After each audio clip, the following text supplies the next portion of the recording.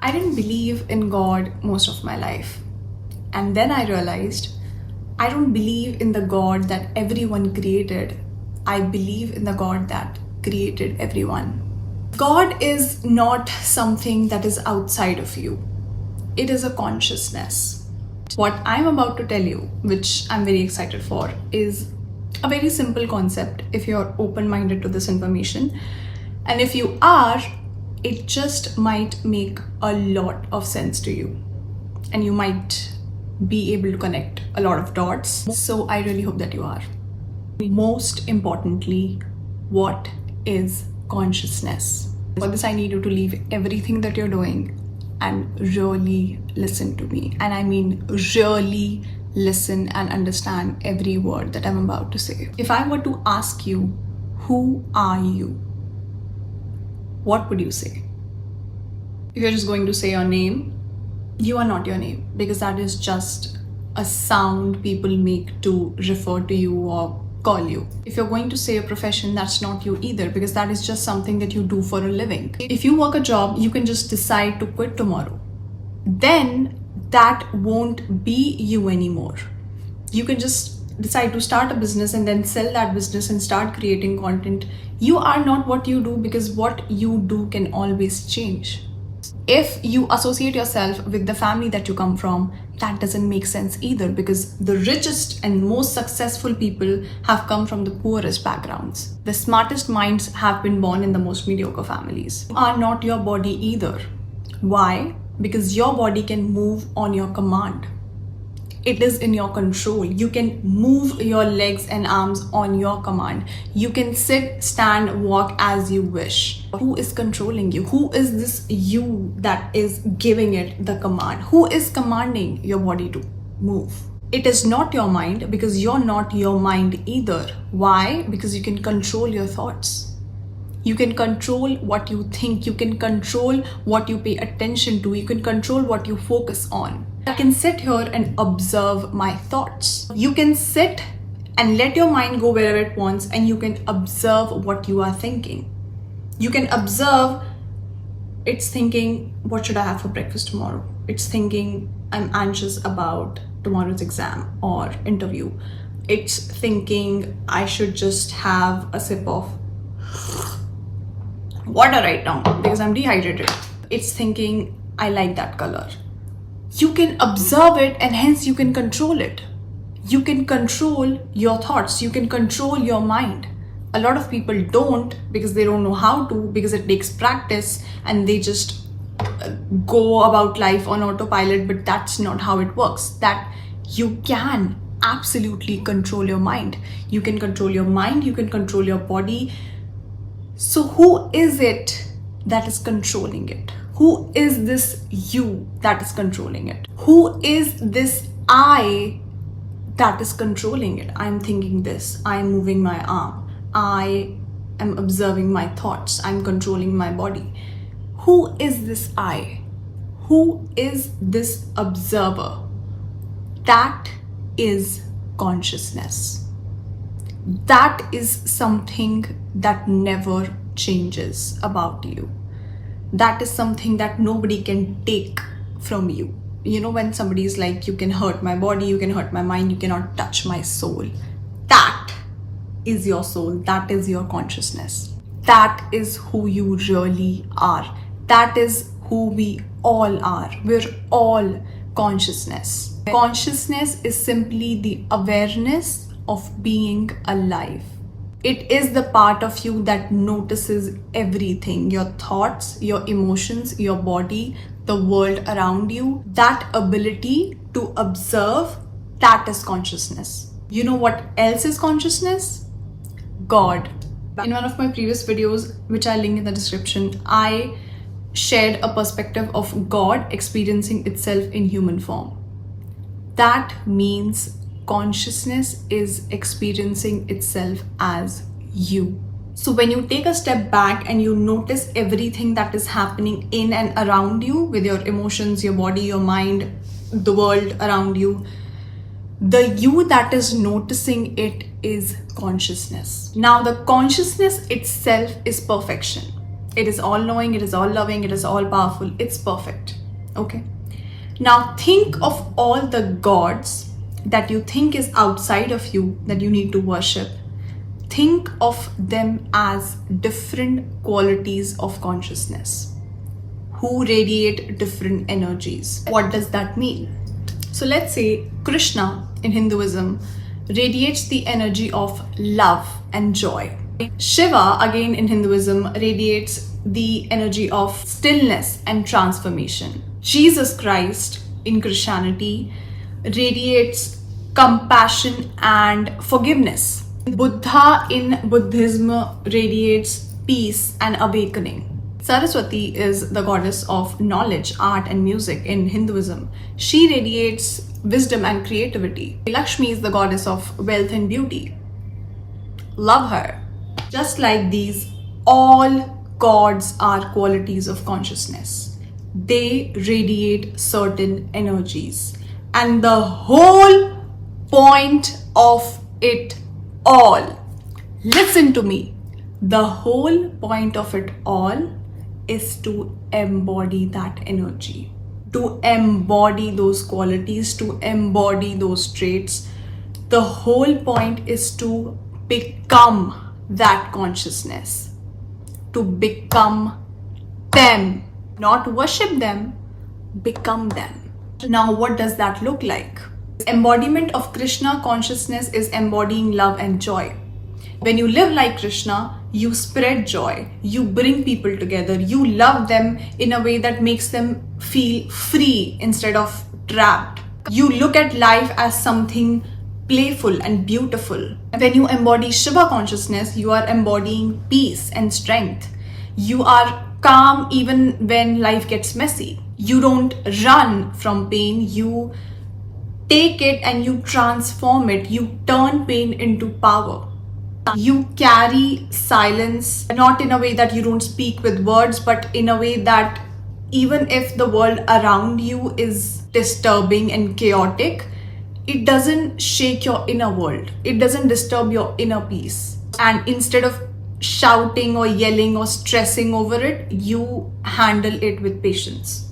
Embodying Jesus looks like embodying kindness and compassion and forgiveness. You forgive people even if they hurt you, which is something that I honestly struggle with.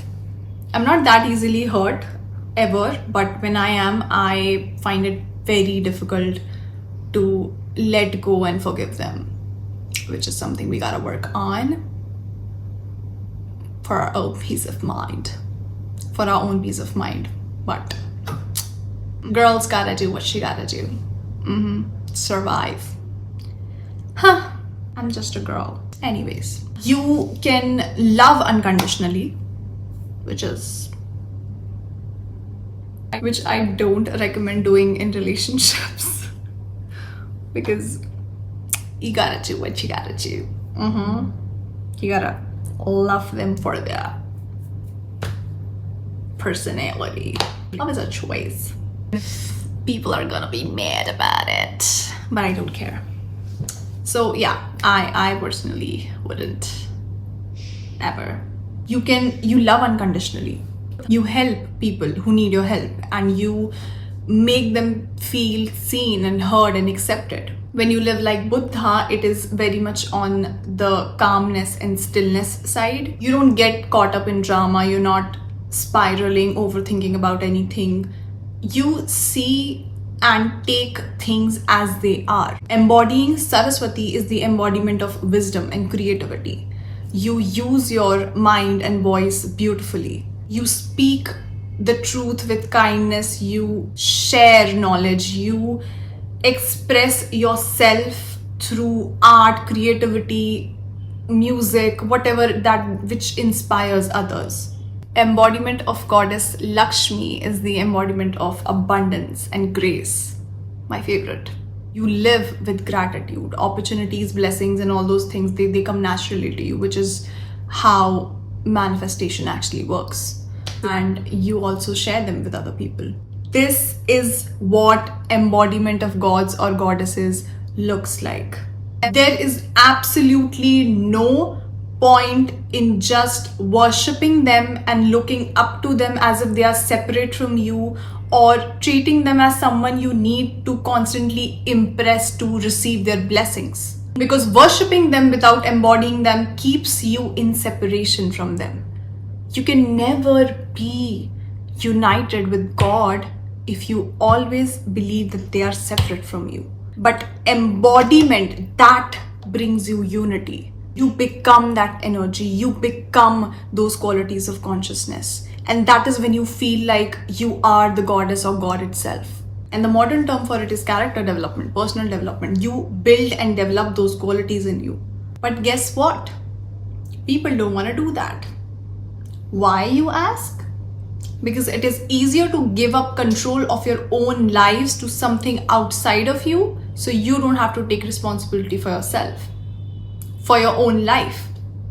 People believe in religion so they don't have to take accountability for their own actions. It's always easier to blame God for everything. Always easier to put everything on God. God is doing that. God is letting that happen. God is going to save me. God is going to help me. Guess what? God helps those who help themselves.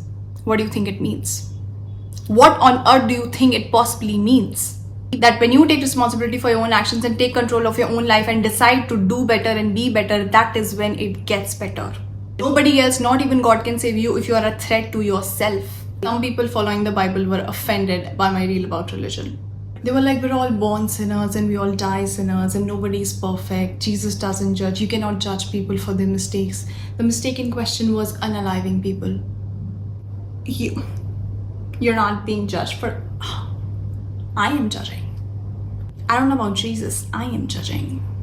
I cannot judge you for that. Yes, the fuck I can. And I will. You're not perfect either. No, I'm not, and I take accountability for that instead of putting it on Jesus and excusing myself because I was born and will die a flawed human. You see? Very mindful of me. Jesus died for your sins. So if you don't sin, Jesus died for nothing. Is that it?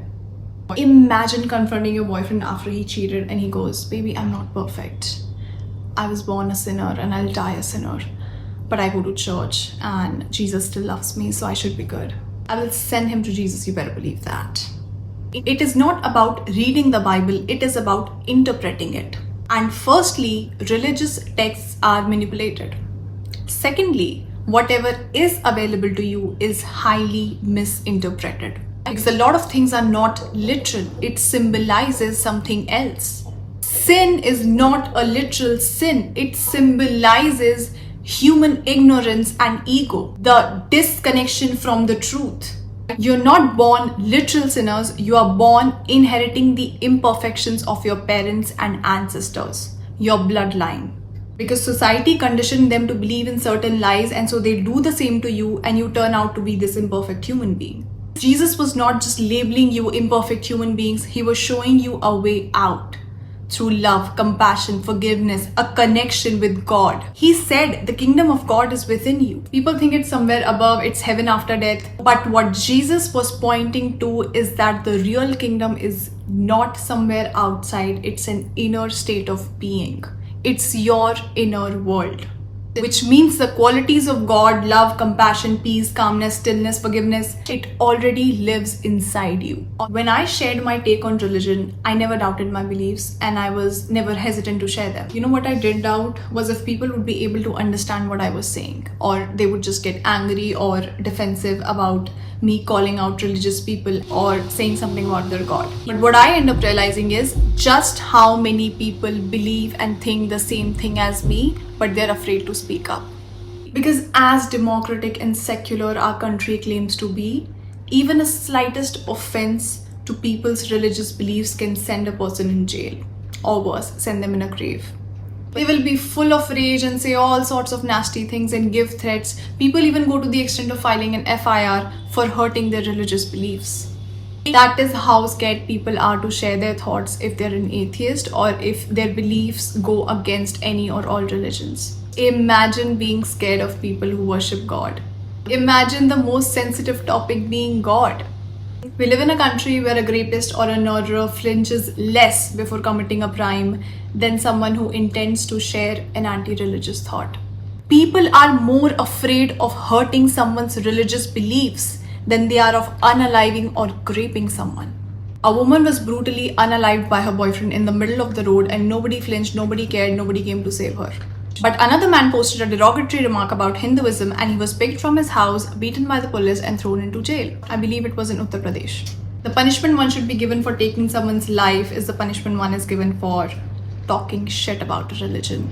Imagine being that ruthless and dangerous and calling yourself children of God. You can get away with the most heinous crime, but you cannot get away with offending religious people.